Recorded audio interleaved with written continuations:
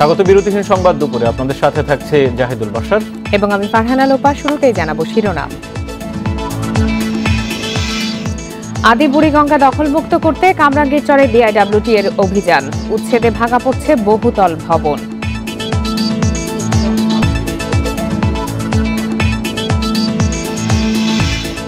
$5,500 দুর্নীতির অভিযোগ তদন্তে মাত্র 200 দুদক কর্মকর্তা, জনবল ও অবকাঠামো বাড়ানোর পরিকল্পনা।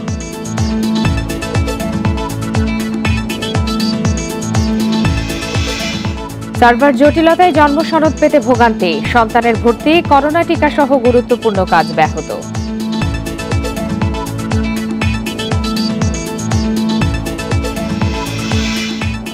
উপবৃত্তি দেওয়ার নামে প্রতারণায় সক্রিয় কয়েকটি চক্র, ব্যবহার হচ্ছে শিক্ষা বোর্ড ও শিক্ষামন্ত্রীর নামও।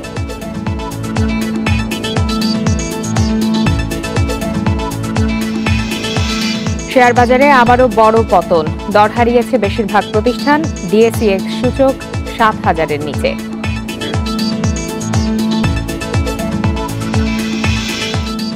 শিরোনামের পর এবারে চলে যাচ্ছে বিস্তারিত খবরে। রাজধানীর কামরাঙ্গীরচরে আদি বুড়িগঙ্গা দখল করে নির্মিত বহুতল ভবন উচ্ছেদে অভিযান চালাচ্ছে অভ্যন্তরীণ নৌ পরিবহন কর্তৃপক্ষ বিআইডব্লিউটিএ। সকাল 10টার দিকে কালুনগর মৌজায় দ্বিতীয় দিনের মতো এই অভিযানে অংশ নিয়েছেন বিআইডব্লিউটিএ এবং জেলা প্রশাসনের নির্বাহী ম্যাজিস্ট্রেট। বিআইডব্লিউটিএর যুগ্ম পরিচালক গুলজার আলী জানান, হাইকোর্টের আদেশ অনুযায়ী কামরাঙ্গীরচরের কালুনগর মৌজায় উচ্ছেদ চালানো হচ্ছে। তিনি জানান, 2 যুগেরও বেশি সময় ধরে নদীর জায়গা দখল করে গড়ে উঠেছে বহুতল ভবন, নির্মাণ হয়েছে আবাসিক স্থাপনা ও ব্যবসা প্রতিষ্ঠান। এর আগে রবিবার অভিযানের প্রথম দিনে নদীর 2 একর জায়গা উদ্ধার হয়। 2019 সালে ঢাকার 4 নদী উদ্ধারে অভিযান শুরু করে 7,500-এর বেশি স্থাপনা এখন পর্যন্ত উচ্ছেদ করেছে বিআইডব্লিউটিএ। এই 165 দাগ, এটা খালের জমি। বিল দিছে কারে? আব্দুল রে। আব্দুল হলো আমার দাদার বাবা। আমার জমি না হলে আমার সরকার বিল দেয় কেন? খালের মিলে পড়ে রয়েছে, পাবলিকের জায়গা ভাঙ্গালায়, পাবলিকের জায়গা কাটে। আমরা গরিব দেখে পাবলিকের জায়গা কাটে। ভ্রাম্যমাণ আদালতের ম্যাজিস্ট্রেটরা বললে ওরা বলে কোর্টে যাইয়া রিপোর্ট করেন, কোর্টকে বলেন। আমরা কোর্টের আপনি কাটিয়ে বলানোর পর কোর্টের বললে তা আমার এই ক্ষতিপূরণ কে দিবে? ম্যাপ অনুযায়ী নির্দিষ্ট করে আপনি আপনার উচ্ছেদ অভিযান চালাবেন। উচ্ছেদ অভিযানের বিষয়ে আরো বিস্তারিত জানাতে এবারে ঘটনাস্থল থেকে আমাদের সঙ্গে যোগ দিয়েছেন সহকর্মী আলামিন হোসেন। আলামিন, আজ তো দ্বিতীয় দিনের মতো কালুনগর মৌজায় উচ্ছেদ অভিযান পরিচালিত হচ্ছে। আজ এখন পর্যন্ত কি পরিমাণ জমি উদ্ধার হয়েছে, কি পরিমাণ অবৈধ স্থাপনা ভাঙা হয়েছে? আপনি তো অভিযানের সাথেই আছেন, আমাদেরকে বিস্তারিত জানাবেন।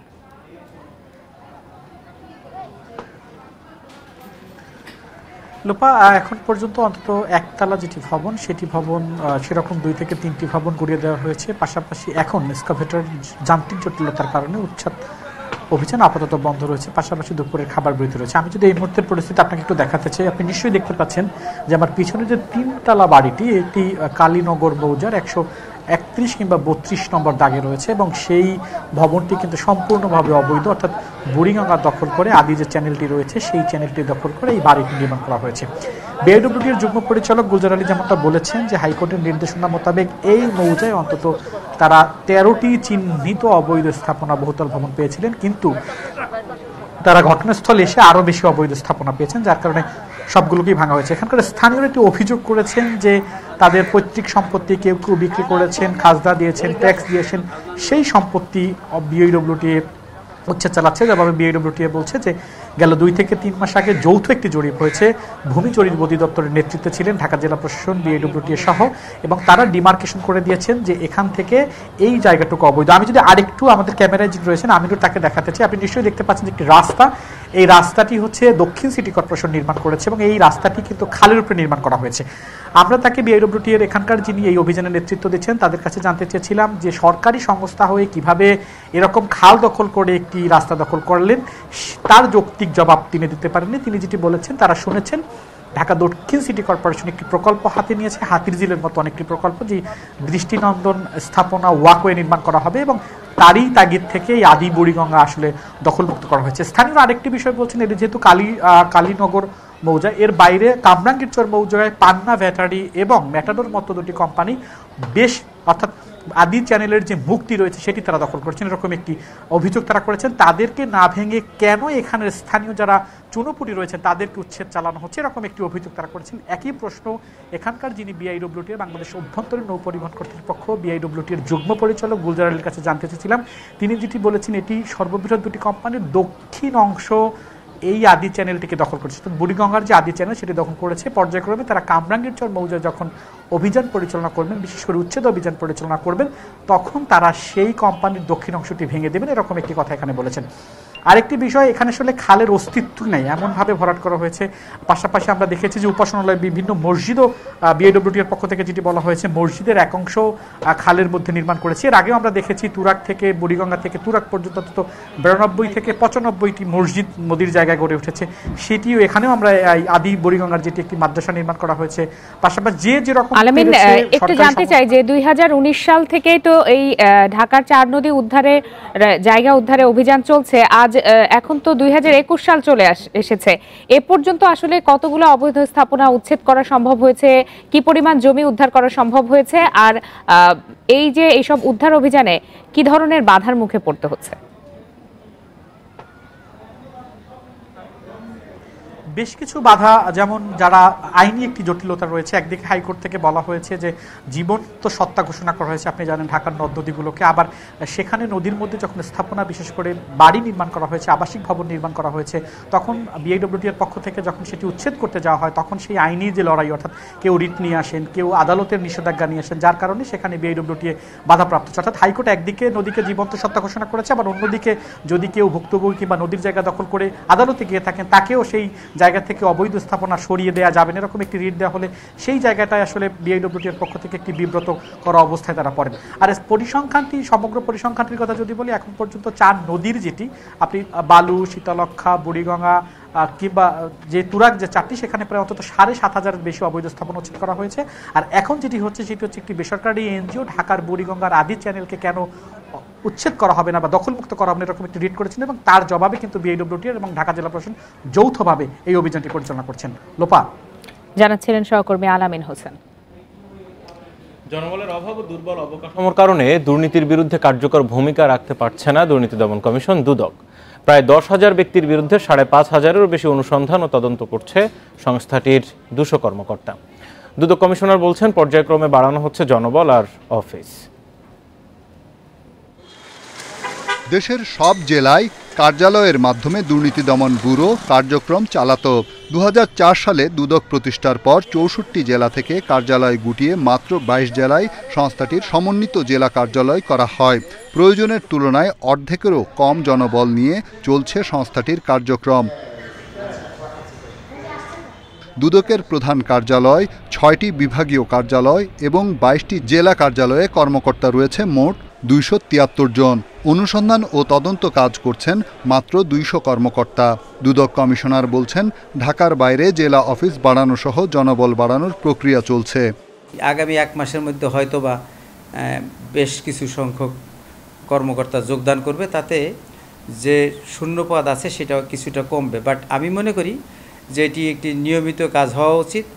টিআইবি বলছে, জনবল ও অবকাঠামো বাড়ানো সময় সাপেক্ষ বিষয়। বর্তমান সক্ষমতা দিয়ে চিহ্নিতদের বিরুদ্ধে ব্যবস্থা নিলেই আতঙ্ক ছড়িয়ে পড়বে দুর্নীতিবাজদের মধ্যে, কমে আসবে দুর্নীতি। দুদক আসলে সত্যিকার অর্থে রুই কাতলাদের ক্ষেত্রে কোনো পদক্ষেপ গ্রহণ করতে পেরেছে এরকম দৃষ্টান্ত খুবই কম। শুধুমাত্র চুনোপুটিদের নিয়েই টানাহেঁচড়া করা হয়, সেই ধারণাটাই মানুষের মধ্যে রয়েছে, যার ফলে এক ধরনের আস্থার সংকট এখানে বিরাজ করছে।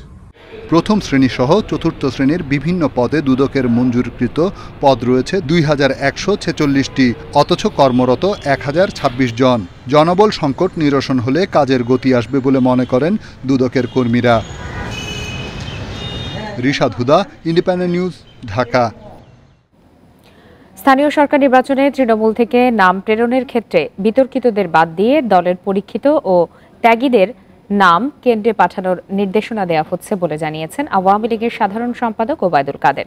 সকালে সচিবালয়ে ব্রিফিংকালে এ নির্দেশনা দেন তিনি।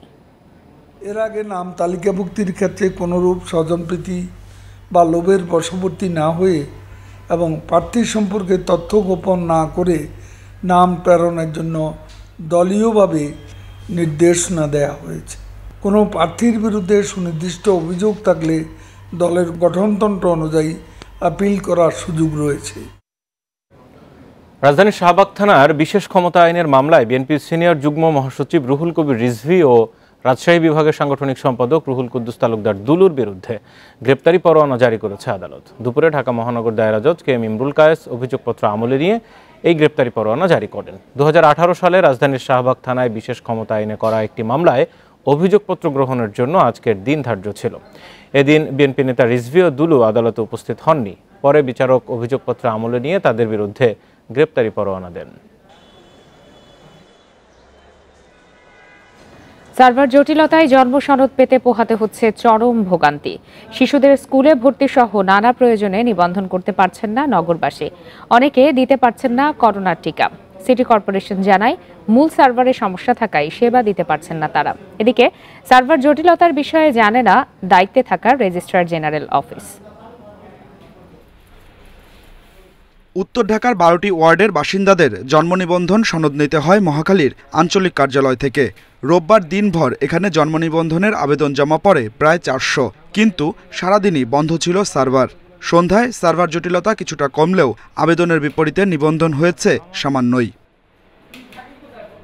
সংশ্লিষ্টরা বলছেন কিছুদিন ধরেই সার্ভার জটিলতার কবলে পড়তে হচ্ছে, এজন্য অসংখ্য আবেদন জমা পড়ে আছে। হঠাৎ দেখা যায় রেজিস্টার বন্ধ, প্রিন্ট হয় না, আবার প্রিন্ট হয় রেজিস্টার বন্ধ। এইভাবে সফটওয়্যারটা কাজ করতেছে প্রায় 1 মাস যাবত এইভাবেই করতেছে। দেখা যায় অনেক সময় মারামারির অবস্থা হয়ে যায় মানুষের সাথে। মানে সবারই তো জরুরি, আমার লাগবে কেন দিবেন না, ওনারটা হয়েছে আমারটা হইবে না। মানুষ মানে বুঝতে চায় না যে সার্ভারের ব্যাপারটা। এই আজকে সকাল থেকে এই মাত্র 7-8টা কাগজ প্রিন্ট হয়েছে। ডিএনসিসির অঞ্চল 5-এর কার্যালয়েও জন্ম নিবন্ধন প্রত্যাশীদের জটলা। ঢাকা উত্তর ও দক্ষিণ সিটির সব অঞ্চলেই হচ্ছে ভোগান্তি। সময় মতো জন্ম নিবন্ধন না পাওয়ায় অনেক শিক্ষার্থীর ভর্তিতে অনিশ্চয়তা তৈরি হচ্ছে।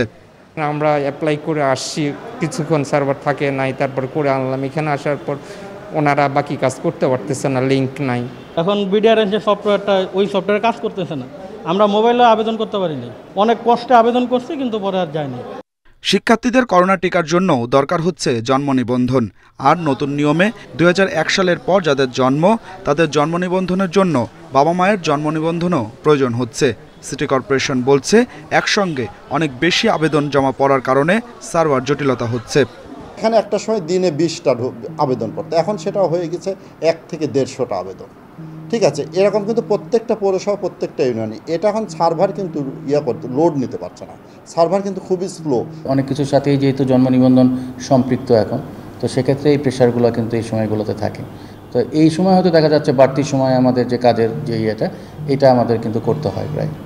জন্ম নিবন্ধনের সার্ভার নিয়ন্ত্রণ হয় রেজিস্ট্রার জেনারেল অফিস থেকে। সার্ভার জটিলতার বিষয়ে তথ্য নেই তাদের কাছে।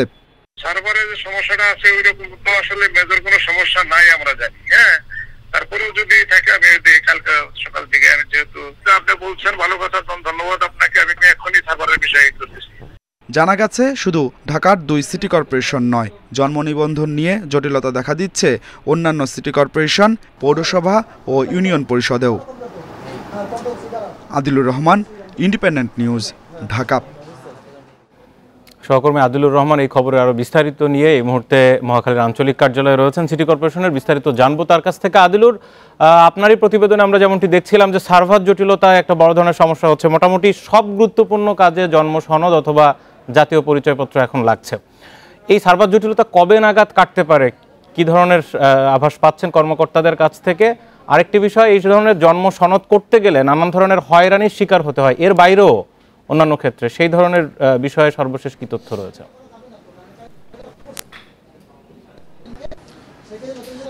দেখুন, প্রথমে আপনাকে সার্ভারের বিষয়ে আমি কিন্তু এর আগেও কয়েকটা আঞ্চলিক অফিসে ছিলাম। সেই আঞ্চলিক অফিসগুলো দেখেছি যে সকাল থেকে সেখানে কোনো সার্ভার নেই, যে কারণে আবেদন জমা পড়ছে ঠিকই জন্ম নিবন্ধনের, কিন্তু সেখানে কোনো রেজিস্টার হচ্ছে না বা কোনো প্রিন্ট হচ্ছে না। আমি প্রথমে আপনাকে আঞ্চলিক যেটি আছি ঢাকা উত্তর সিটি কর্পোরেশনের 3 নম্বর আঞ্চলিক কার্যালয়ে, এখানে আপনাকে আমি প্রথমেই দেখাতে চাই যে আবেদন প্রত্যাশী যারা আছেন, অভিভাবকরা আসছেন, তারা কিন্তু অনেকটা দুশ্চিন্তা নিয়ে এখানে দাঁড়িয়ে আছেন। তার কারণ ভর্তি আবেদনের তারিখ মাত্র 1 থেকে 2 দিন সময় আছে।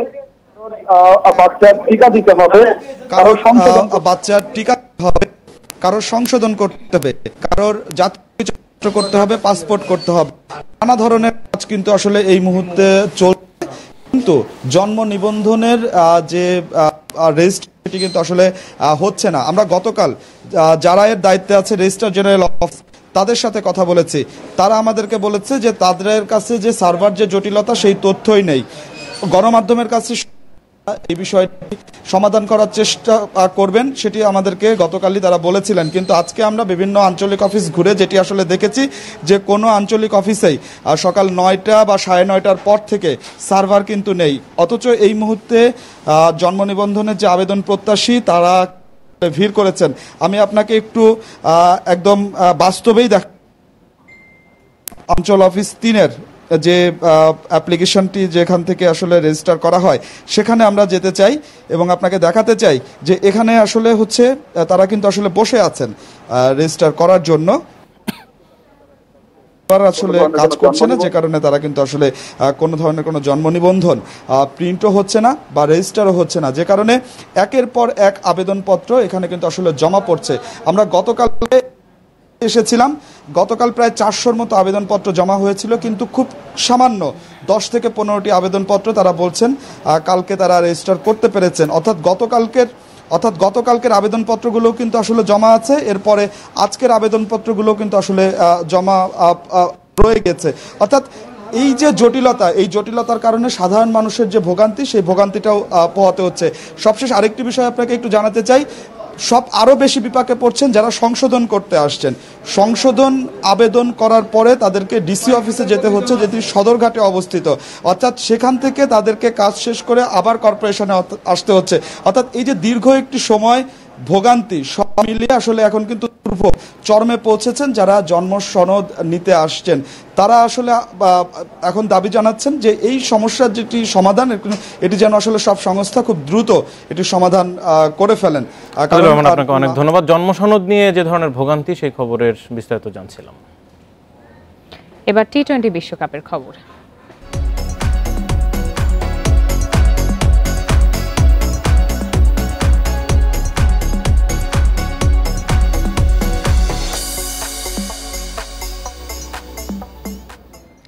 শ্রীলঙ্কার বিপক্ষে ম্যাচ হেরে টি-20 বিশ্বকাপের সেমিফাইনালের স্বপ্নে ধাক্কা খেয়েছে বাংলাদেশ। তুলনামূলক সহজ প্রতিপক্ষের বিপক্ষে হারে টুর্নামেন্টের বাকি ম্যাচগুলোতে জয়ের সুযোগ কমছে।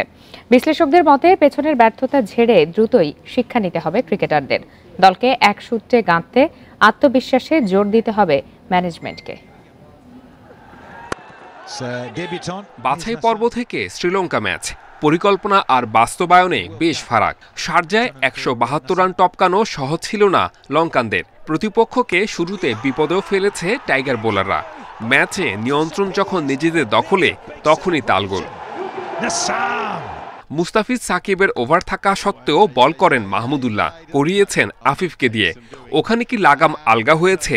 যদিও লিটনের পরপর 2 ক্যাচ মিসে আক্ষেপ হতাশায় রূপ নিয়েছে। হয়তোবা তার মেইন বোলারদের উপরে আস্থাটা একটু কমে গেছিল, সেই জন্য সে আফিফকে ট্রাই করেছে। শ্রীলঙ্কান ব্যাটসম্যানরা খুব ভালো ব্যাটিং করেছে, ইজি উইকেট ছিল। That's was the first thing.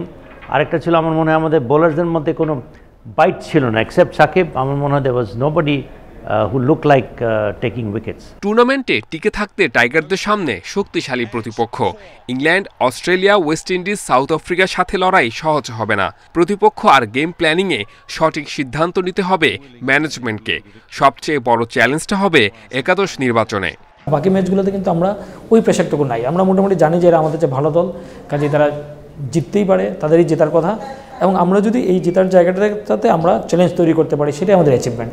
আর এমনিতে আমাদের 2জন স্পিনার তো আছেই, আরও মাহমুদুল্লাহ আরও অনেকে বল টল করতে পারে। কিন্তু আমার মনে হচ্ছে যে অস্ট্রেলিয়া, ইংল্যান্ড এদের সঙ্গে আসলে একজন স্পিনার বেশি নিয়ে খেলানো হচ্ছে। শ্রীলঙ্কার বিপক্ষে হারে কাঠগড়ায় লিটন। অফ ফর্মের সাথে ক্যাচ মিসে খারাপ সময় পার করছেন। বাকি ম্যাচগুলোতে লিটনের একাদশে সুযোগ মিলবে তো? বিশ্লেষকদের আশা লিটনের পাশে থাকবে management. Saiful Majumdar, independent news. England ম্যাচের আগে একদিনের বিশ্রামে রয়েছে বাংলাদেশ দল। এ বিষয়ে আরও শারজা থেকে জানাচ্ছেন সহকর্মী মাজহারুল ইসলাম। শুধুমাত্র জয় পরাজয় হিসাবে নয়, বাংলাদেশ দল মাঠে যে পারফর্ম করেছে সেটা আসলে মনোভূত হয়নি কারো, কারণ হচ্ছে শুধু ব্যাটিংটাই ভালো হয়েছে, ফিল্ডিং ভালো হয়নি, বোলিং চেঞ্জ ভালো হয়নি, মাঠে ক্রিকেটারদের যে বডি ল্যাঙ্গুয়েজ ছিল সেটা অনেকের ভালো লাগে।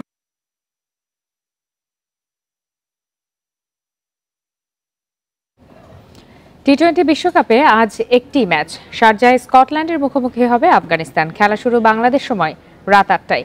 প্রথম রাউন্ডে বাংলাদেশকে পেছনে ফেলে গ্রুপ সেরা হয়ে সুপার 12-এ এসেছে স্কটল্যান্ড। রিচি বেরিংটনের নেতৃত্বে দল আছে ফুরফুরে মেজাজে। শর্টার ফরম্যাটে ম্যাচ জেতার সামর্থ্য প্রমাণ করেছে স্কটিশরা। ব্যাটিংয়ে বেবিংটন ক্রসদের পরিণত মনে হয়েছে, পাশাপাশি ডেভি উইল্ডের বোলিং আশা দেখাচ্ছে। অন্যদিকে টি-20তে রশিদ নবির আফগানিস্তান নিজেদের দিনে ভয়ঙ্কর প্রতিপক্ষ। বৈচিত্র্যময় স্পিন আক্রমণ আফগানদের মূল শক্তি, সঙ্গে পাওয়ার হিটিংয়েও তারা হতে পারে বিপজ্জনক।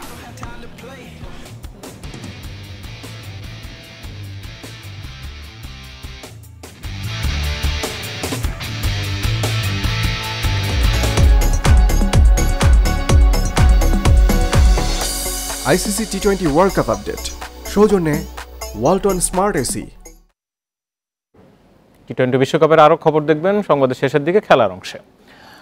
উপবৃত্তি দেওয়ার নাম করে প্রতারণায় নেমেছে বেশ কয়েকটি চক্র। শিক্ষা বোর্ড, এমনকি শিক্ষামন্ত্রীর নামও ব্যবহার করছে তারা।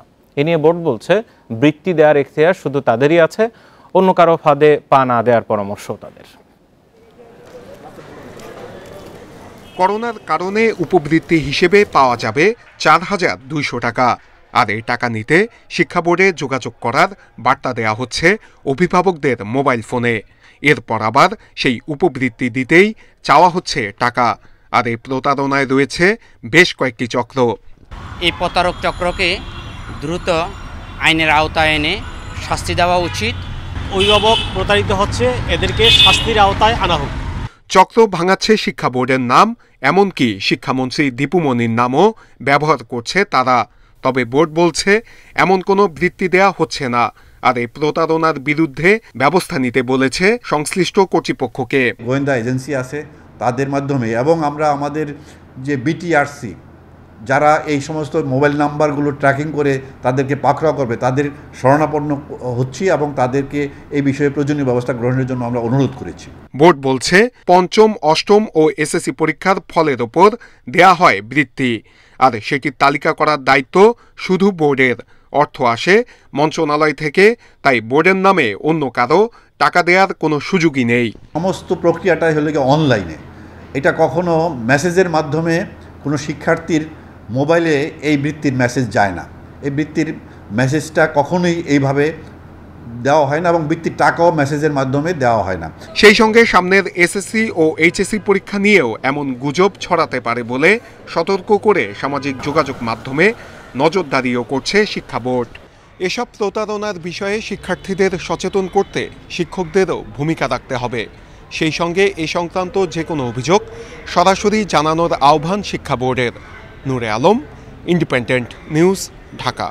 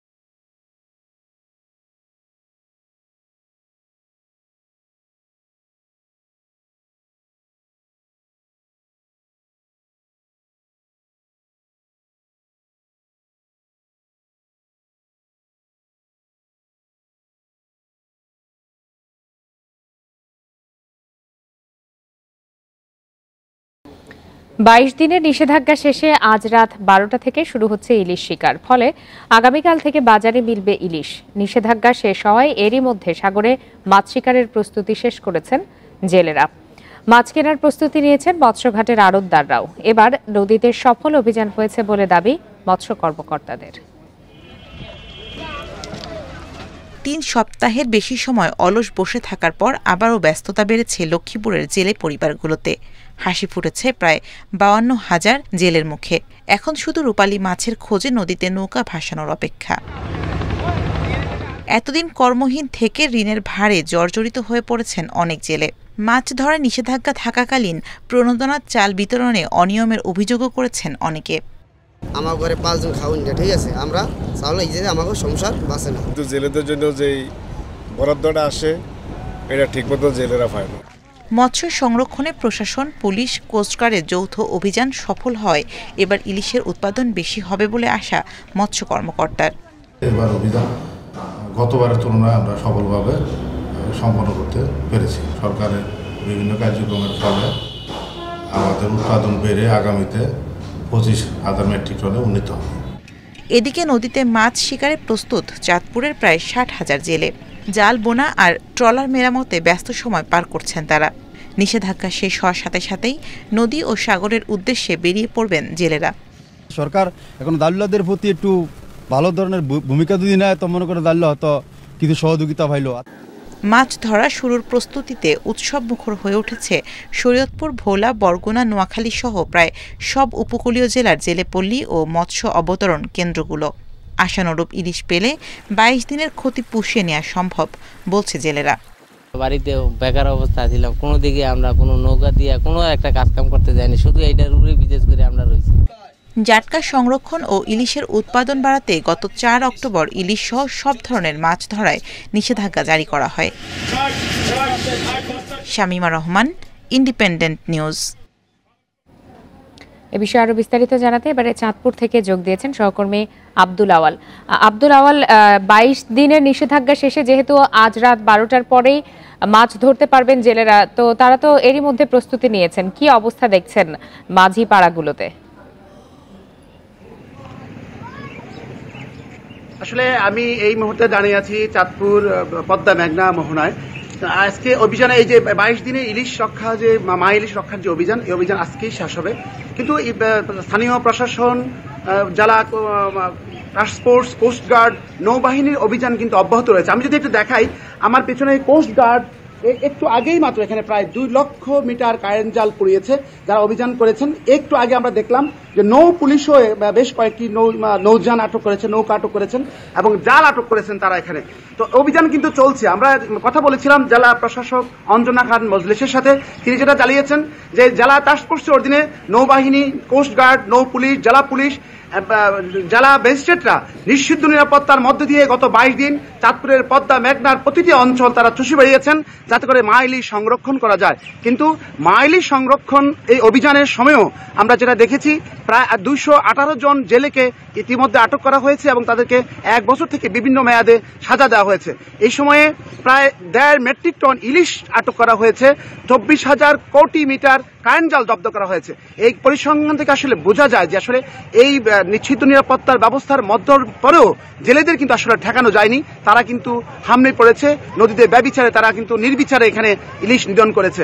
আমরা কথা বলেছিলাম এখানে মৎস্য বৈজ্ঞানিক কর্মকর্তা, মৎস্য গবেষণা ইনস্টিটিউটের ডক্টর আনিসুর রহমানের সাথে। তিনি যেমনটি জানিয়েছেন যে এবারের যে অভিযান তারা মোটামুটি সেটা নিয়ে তারা সন্তুষ্ট এবং ইলিশের যে উৎপাদন 6.5 লক্ষ মেট্রিক টন নির্ধারণ করা হয়েছে, সেই লক্ষ্যমাত্রা এবারও অর্জিত হবে বলে তিনি আশাবাদ ব্যক্ত করেছেন। সার্বিক পরিবেশ চাঁদপুর থেকে জানাচ্ছিলেন সহকর্মী আব্দুল আওয়াল। কুড়িগ্রামে আকস্মিক বন্যা ও নদী ভাঙনে আতঙ্কে এখন স্থানীয়রা। গত 5 দিনে 2 শতাধিক পরিবার ঘরবাড়ি হারিয়ে নিঃস্ব হয়ে গেছেন। অনেকেই এখনো বাস করছেন খোলা আকাশের নিচে। এখনো 3 উপজেলায় ভাঙছে তিস্তা নদীর পাড়। উজান থেকে নেমে আসা পাহাড়ি ঢলে হঠাৎ করে বুধবার ফুঁসে ওঠে তিস্তা। কিছু বোঝার আগেই তলিয়ে যায় তিস্তা পাড়ের বিস্তীর্ণ অঞ্চল। বিধবা মেয়েসহ কোনো মতে জীবন বাঁচাতে পারলেও সর্বস্ব হারিয়েছেন জাহিরা। এখনো বাস করছেন খোলা আকাশের নিচেই। 12টার সময় পানি আসছে, আমরা শুনছি সন করে আসবেন যে ঘর মনে করতাম মরমর করে নিচ্ছিল। এখনো কোনো বাই করার কোনো বুদ্ধি নেই। তার মতো রাজারহাট উপজেলার চরগতিয়া শ্যামের আরও 15 পরিবার হারিয়েছে সর্বস্ব। রাজারহাট ছাড়াও উলিপুর ও চিলমারী উপজেলাও পড়েছে ভাঙনের কবলে। সব মিলিয়ে গত কয়েকদিনে প্রায় 200 পরিবার ঘরবাড়ি হারিয়েছে। ঘরবাড়ি আমরা কিচ্ছু পাইছি না, আমার পিন্দনের পরনটা ছাড়া মালপাতি যা আছে কিছুই বেগেরে পাইনি, গোসলিয়া বেরিয়ে গেছি। স্থানীয় ইউপি সদস্য জানান, ভাঙনের জেরে সব হারিয়ে এখনো অনেক পরিবার বাস করছেন খোলা আকাশের নিচে। স্থাপর কোনো সম্পদ এরা রক্ষা করতে পারে নাই। এখন এদের এমন তো অবস্থা, তাদের করুণ কাহিনী, তাদের পাট স্যান্ডেল পর্যন্ত নাই, পরনের পোশাক কাপড় চোপড় যে আছে সেগুলোও বের করতে পারে নাই। জেলা ত্রাণ কর্মকর্তা বলছেন, ক্ষতিগ্রস্তদের তালিকা তৈরির কাজ চলছে। প্রয়োজনে বরাদ্দ পেলেই পুনর্বাসনের সহায়তা করা হবে। তালিকা প্রস্তুত করছি, এই তালিকা অনুযায়ী আমাদেরকে বরাদ্দ দিয়ে বলে আমাদের প্রতিশ্রুতি দিয়েছেন, সেই অনুযায়ী তাদেরকে আমরা পুনর্বাসন করব। এবছর তিস্তার কয়েক দফা ভাঙনে কুড়িগ্রামের ১,৫০০ বসতভিটা ছাড়াও বিপুল পরিমাণ আবাদি জমি ও 4টি স্কুল সহ বিভিন্ন প্রতিষ্ঠান বিলীন হয়েছে। Independent news desk. আপনারা আছেন বিরতিহীন সংবাদ দুপুর। সংবাদে আরও যা দেখবেন, সমুদ্রপৃষ্ঠের উচ্চতা বেড়ে পানির নিচে তাইওয়ানের বড় অংশ, জলবায়ু সম্মেলনের দিকে তাকিয়ে তাইপে।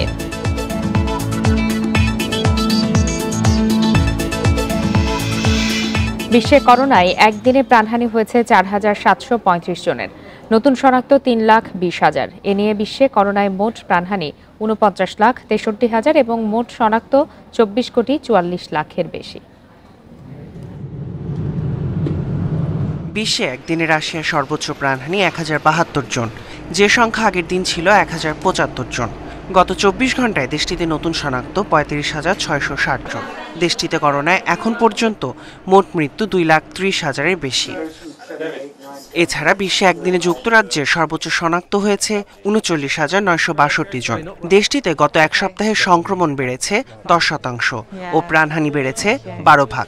এমন পরিস্থিতিতে সেখানকার ৫০ বছর বয়সী সকল জনগণকে টিকার বুস্টার ডোজ নেয়ার জন্য আহ্বান জানিয়েছেন দেশটির প্রধানমন্ত্রী। ৩৮৬ জনের প্রাণহানি নিয়ে বিশ্বে তৃতীয় অবস্থানে ইউক্রেন, শনাক্ত হয়েছে ২০,৭৯১ জন। দেশটিতে সংক্রমণ ও মৃত্যুর হার বেড়েছে উদ্বেগজনক হারে।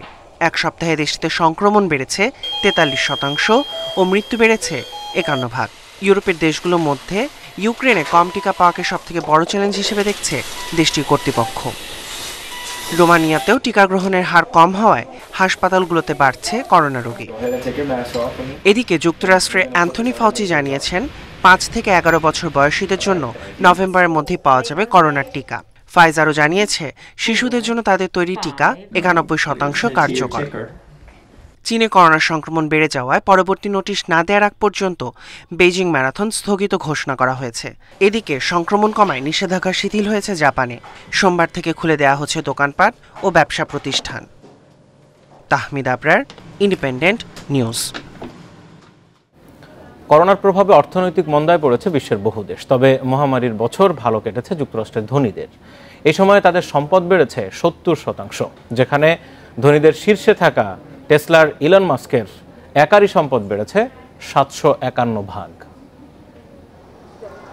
করোনার প্রাদুর্ভাবের পর থেকেই বিশ্বের বহু দেশে দেওয়া হয় বিধিনিষেধ, লকডাউন, জারি করা হয় জরুরি অবস্থা, যার নেতিবাচক প্রভাব পড়ে অর্থনীতি ও ব্যবসা বাণিজ্যে। চাকরি হারিয়েছেন বহু মানুষ। বিশ্বব্যাংকের পূর্বাভাস বলছে করোনায় বিশ্বে ১০ কোটির বেশি মানুষ নতুন করে দারিদ্র্যসীমার নিচে নেমে আসবে। তবে করোনার বছর আশীর্বাদ হয়ে এসেছে বিশ্বের ধনীদের জন্য। এই সময় সবচেয়ে বেশি সম্পদ অর্জন করেছেন মার্কিন কোটিপতিরা। গবেষণা বলছে ২০২০ সালের ১৮ মার্চ থেকে ২০২১ সালের ১৫ অক্টোবর পর্যন্ত যুক্তরাষ্ট্রের ধনীদের সম্পদ বেড়েছে ৭০%। এই সময় তাদের মুনাফার পরিমাণ $২,১০ কোটি দাঁড়িয়েছে। মার্কিন পলিসি স্টাডিজের আরেক জরিপ বলছে ২০২০ সালের ১৮ মার্চ থেকে ২০২১ সালের মার্চ পর্যন্ত বিশ্বের কোটিপতিদের সার্বিক সম্পদ বেড়েছে $৪ লাখ কোটি, যেখানে যুক্তরাষ্ট্রে এখন বিলিয়নিয়ারের সংখ্যা বেড়ে দাঁড়িয়েছে ৪৪৫ জন।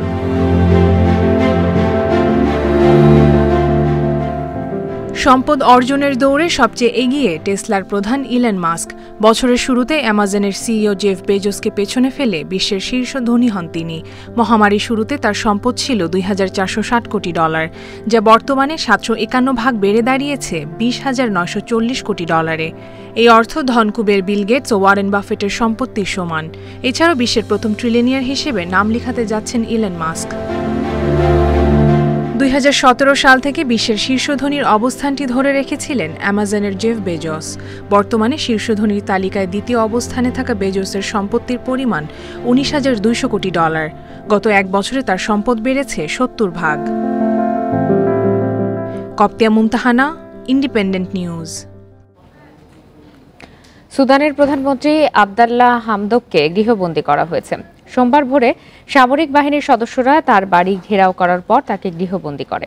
প্রধানমন্ত্রীর মিডিয়া উপদেষ্টা 4 জন মন্ত্রীকেও আটক করা হয়েছে, তবে সুদানের সেনাবাহিনীর তরফ থেকে এ বিষয়ে কোনো বক্তব্য এখনো পাওয়া যায়নি। এদিকে রাজধানী খার্তুমে ইন্টারনেট বন্ধ রাখা হয়েছে বলে জানিয়েছে দেশটির গণমাধ্যম। খার্তুম থেকে আল জাজিরার প্রতিনিধি জানান, দেশটিতে টেলিযোগাযোগ সীমিত করে দেয়ায় সঠিক তথ্য পাওয়া কঠিন হয়ে পড়েছে। এ ঘটনার পর রাজধানী জুড়ে বিক্ষোভ শুরু করেছে মানুষ। বিক্ষোভ দমনের পাশাপাশি পরিস্থিতি নিয়ন্ত্রণে আনতে সেনা মোতায়েন করা হয়েছে। বন্ধ করে দেওয়া হয়েছে খার্তুম বিমানবন্দর। স্থগিত করা হয়েছে সব আন্তর্জাতিক ফ্লাইট। এদিকে সুদানের সেনা অভ্যুত্থান নিয়ে উদ্বেগ জানিয়েছে যুক্তরাষ্ট্র এবং ইউরোপীয় ইউনিয়ন। ইথিওপিয়ার টাইগ্রেতে আবারও অভিযান শুরু করেছে দেশটির সেনাবাহিনী। অঞ্চলটির বিদ্রোহী নিয়ন্ত্রিত এলাকায় এক সপ্তাহের মধ্যে অষ্টমবারের মতো বিমান হামলা চালানো হয়েছে।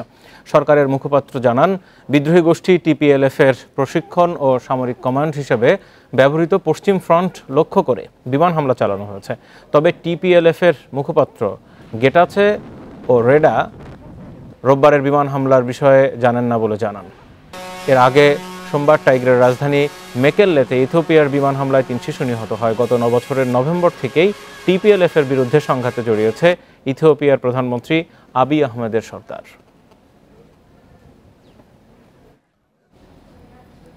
বলিউড সুপারস্টার শাহরুখ পুত্র আরিয়ান খানের মাদক মামলায় এবার নতুন মোড়। 1 নম্বর সাক্ষী প্রভাকর সাইলের দাবি, মামলা ধামা চাপা দিতে শাহরুখের কাছে 25 কোটি রুপি চান মাদক নিয়ন্ত্রণ ব্যুরো, এনসিবির আঞ্চলিক পরিচালক সামির ওয়াংখেড়ে ও মধ্যস্থতাকারীরা। পরে 18 কোটি রুপি চূড়ান্ত হয়, তবে অভিযোগ অস্বীকার করে সময় মতো জবাব দেবেন বলে জানিয়েছেন ওয়াংখেড়ে। 3 দফা জামিন নাকচের পর আগামী মঙ্গলবার মুম্বাইয়ের সর্বোচ্চ আদালতে শাহরুখ পুত্র আরিয়ান খানের আবেদন শুনানি হবে। এর 2 দিন আগে রোববার এক সাক্ষীর বয়ানে পাল্টে গেল আরিয়ানের বিরুদ্ধে মাদক মামলার প্রেক্ষাপট। মামলার 9 সাক্ষীর একজন প্রভাকর সাইলের দাবি, কেপি গোসাভির ব্যক্তিগত দেহরক্ষী তিনি। প্রাইভেট ইনভেস্টিগেটর গোসাভি, যার সঙ্গে আরিয়ানের সেলফি ভাইরাল হয়েছিল সামাজিক যোগাযোগ মাধ্যমে। সাইলের দাবি, গোসাভি ও স্যাম ডিসুজা নামের একজনের ফোন আলাপ শুনেছেন তিনি। ফোনে কথা বলার সময় 25 কোটি রুপি চেয়েছিলেন গোসাভি, পরে 18 কোটি রুপি চূড়ান্ত হয়।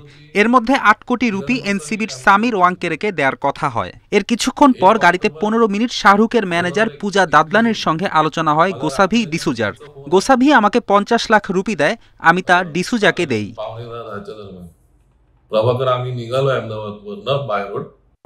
2রা অক্টোবর মাদক মামলায় আটক আরিয়ানকে এনসিবি কার্যালয়ে নেওয়ার পর 10টি খালি কাগজে সাইলের সই নেন গোসাভি ও ওয়াংকেড়ে।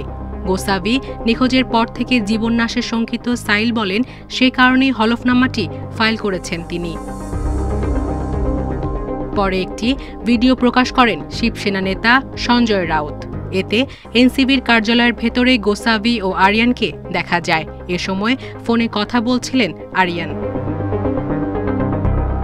মুখ্যমন্ত্রী উদ্ধব ঠাকরের দাবি, মহারাষ্ট্রকে বদনাম করতে মাদক মামলা করা হয়েছে, পুলিশের উচিত ব্যবস্থা নেওয়া।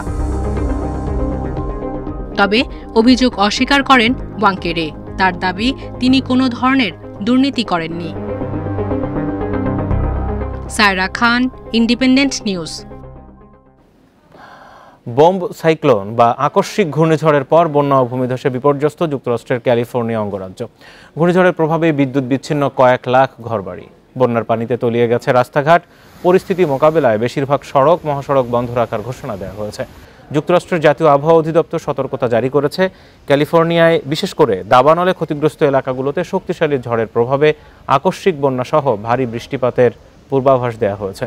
সান ফ্রান্সিসকোতে রাস্তাঘাট বন্যার পানিতে তলিয়ে যাওয়ায় জরুরি প্রয়োজন ছাড়া বাসিন্দাদের বাইরে না বের হওয়ার পরামর্শ দিয়েছে কর্তৃপক্ষ। কয়েকটি এলাকা থেকে বাসিন্দাদের নিরাপদ আশ্রয়ে সরে যাওয়ারও নির্দেশ দেওয়া হয়েছে।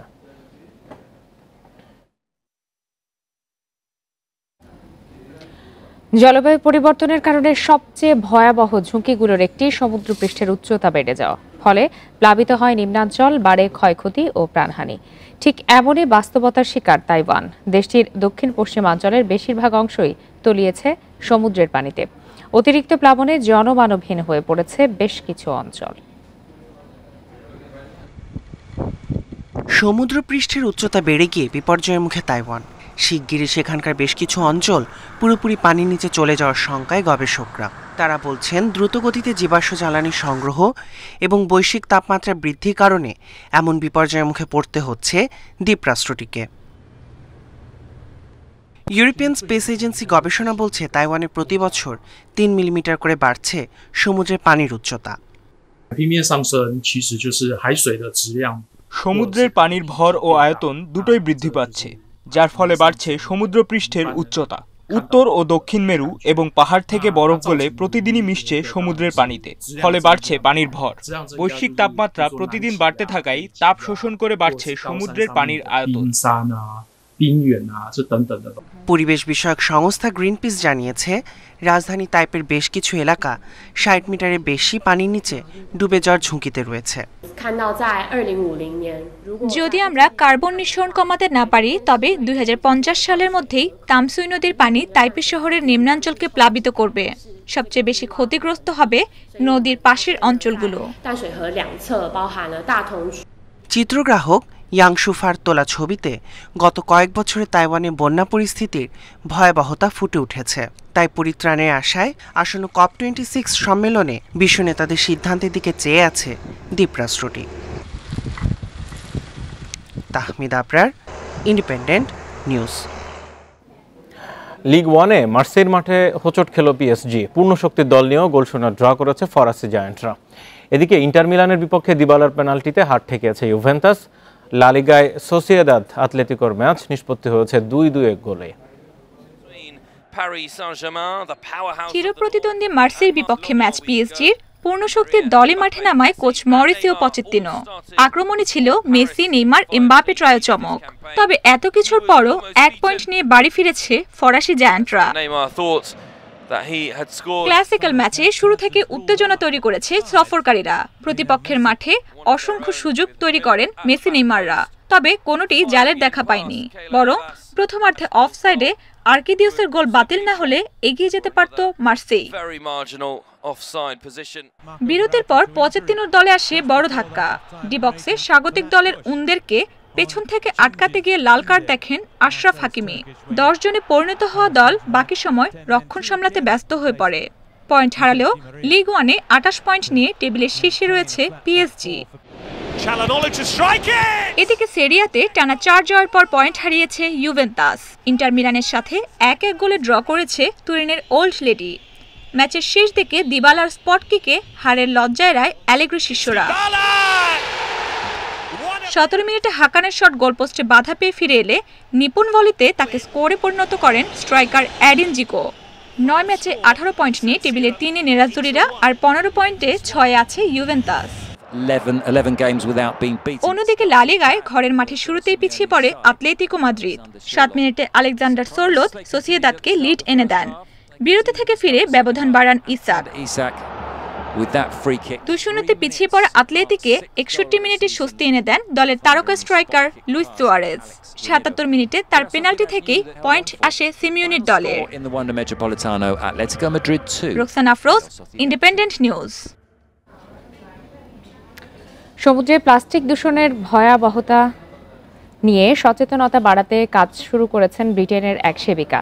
কাজের ফাঁকে সৈকত থেকে নানা রঙের প্লাস্টিক সংগ্রহ করেন তিনি, আর তা দিয়ে তৈরি করেন শিল্পকর্ম। পরিবেশ বাঁচাতে নিজ উদ্যোগে এই কাজ করেন স্যামি অ্যাপলিন নামের এই নার্স। ইংল্যান্ডের দক্ষিণ উপকূলীয় শহর ব্রাইটনের সমুদ্র সৈকত পর্যটকদের কাছে বেশ জনপ্রিয়। বিভিন্ন অঞ্চলের মানুষের আনাগোনা থাকায় এই সৈকতে প্লাস্টিক জাতীয় আবর্জনাও বেশি পাওয়া যায়।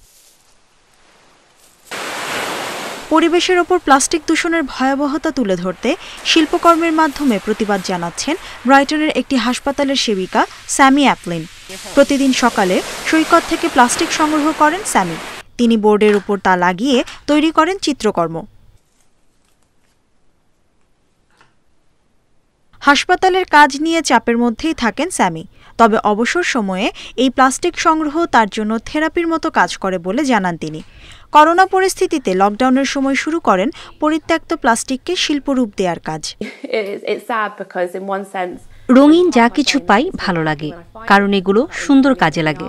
তবে খারাপও লাগে, কারণ এসব প্লাস্টিক সমুদ্রে থাকার কথা না। আমি এমন কিছু প্লাস্টিকও পেয়েছি যেসব 60 থেকে 70 দশকের, যা বেশ উদ্বেগের বিষয়। শত বছরেও পচে না প্লাস্টিক, আর এই দীর্ঘ সময় সমুদ্রের জীববৈচিত্র্যের চরম ক্ষতি করে এসব পরিত্যক্ত বস্তু। জেলিফিশের মতো মনে হওয়ায় ভুল করে প্লাস্টিক ব্যাগ খেয়ে ফেলে কচ্ছপ, আর এর ফলে প্রতি বছরই অনেক কচ্ছপ মারা যায় অকালে। অবাক করা বিষয় হলো বছরে প্রায় 8 মিলিয়ন প্লাস্টিক দ্রব্য ফেলা হয় সমুদ্রে। প্লাস্টিকের কারণে মারাত্মক ঝুঁকিতে সাগরের বাস্তুসংস্থান। করোনাকালে এই পরিস্থিতি হয়েছে আরও নাজুক। গ্লাসগোতে এবার জলবায়ু সম্মেলনে আলোচনা করা হবে কিভাবে পরিবেশের ওপর প্লাস্টিক দূষণের মাত্রা কমানো যায়। Mushrifa Nujhat, independent news. আর এই ছিল আজকের বিরতিহীন সংবাদ দুপুরে। ধন্যবাদ এতক্ষণ সাথে থাকার জন্য। ফেসবুক, ইউটিউব আর টুইটার অ্যাকাউন্টে চোখ রাখুন বিস্তারিত আরো সংবাদ।